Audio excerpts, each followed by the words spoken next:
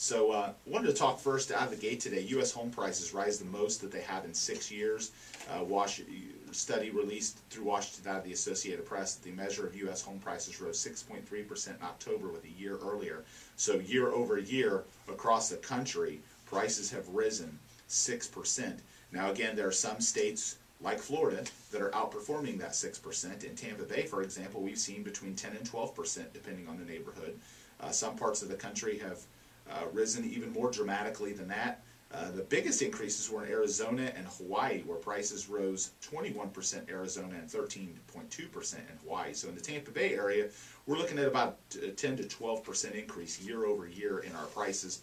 Obviously, a lack of supply, low inventory, and very competitive financing has had a big impact on that. And in our market, it seems the most competitive, side of the market is in kind of that mid-level price range where, the average or more inexpensive homes seem to be, creating bidding wars and having a lot of competition towards those properties, flying off the shelf and for great prices. So that home prices rising, as well as a combination of interest rates and low inventory, has helped our market improve dramatically year over year. So, Dania, I wanted to first ask you, when it comes to the competition in the market and how challenging it can be.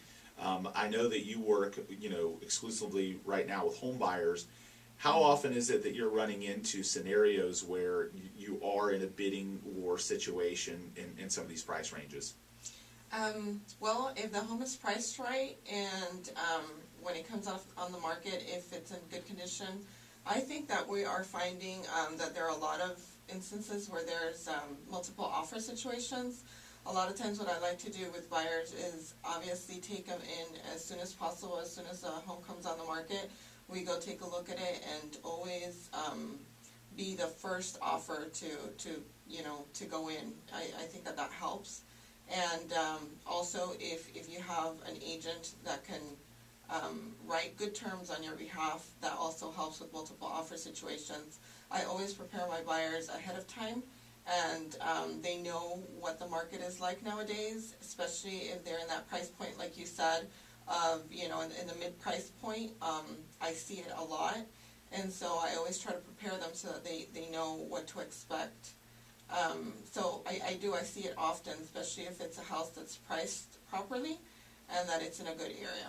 And it's a challenge because I think the consumer that pays attention to the news or read news articles a year or 2 years ago and hasn't paid attention to kind of the changes in our market. And interestingly enough, we're seeing it very common on homes that we list too. So it's important to, I like the idea of being that first offer into, because you're in a driver's seat. You may get lucky enough to be able to beat the rest of the market to the property. So being that first offer in does give you an advantage. I think it also gives you an advantage because that other offer may not show up.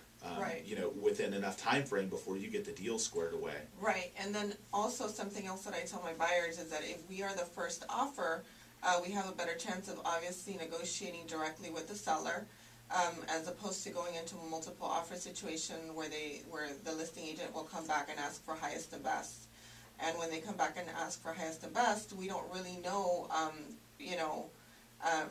how much competition we have or how much the other buyer is looking to offer. So we really don't have the upper hand, and it's or what their terms are. Right. Because a lot of times the term for the competing buyer may be cash, and you're up against financing, and then you can't. And I think the thing that the consumer has to understand is if you walk into a house and it is the one, don't sleep on it. Right. Literally, don't take the weekend to think about it. It's going to be gone by Monday. It definitely is, and sometimes, unfortunately, it takes several times for that to happen, and for buyers to lose out on a deal, for them to get, realistic and say, okay, well, I'm going to put the offer that's going to get me the house.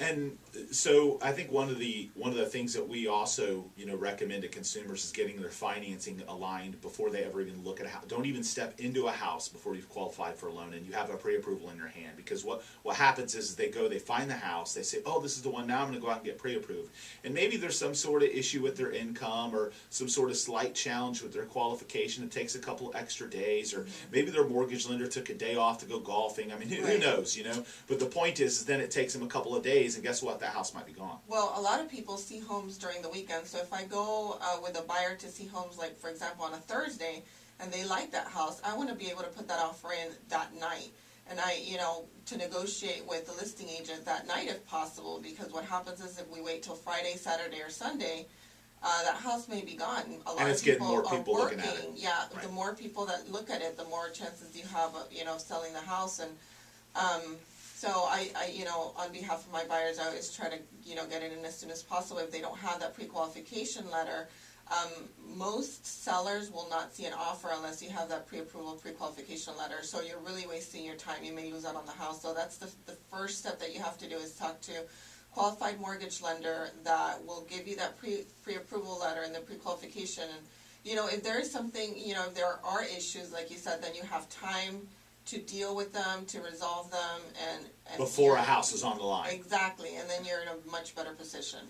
So again, you're listening to the Duncan Duo Real Estate Show here on 970. If you have questions about this or comments, feel free to give us a call, 990-9352 in Hillsborough, 461-9352 in Pinellas, and toll free 1-800-969-9352.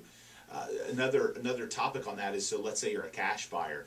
The same thing goes. If we're not talking about the pre-approval, we're talking about a proof of funds. Right. It doesn't matter if you have tens of millions of dollars in the bank. If you can't show someone that you have the money to buy that house, they're not going to take your offer seriously. So, we get buyers sometimes push back from us. Oh, I don't want to show people my bank statements, or you can white out, you can black out stuff that's confidential. I mean, but you have to show the seller that you're for real and that you have the ability to buy it now. And again, no matter what your name is, there are people out there like, oh, they know who I am, I own all these restaurants or whatever it is. But, really, in all actuality, that seller may have no idea who you are, or they may not believe just because you have a name, they may not think you have the cash, So you've got to be willing to show that proof of funds and get that done squared away very quickly, so that you can move forward with an offer.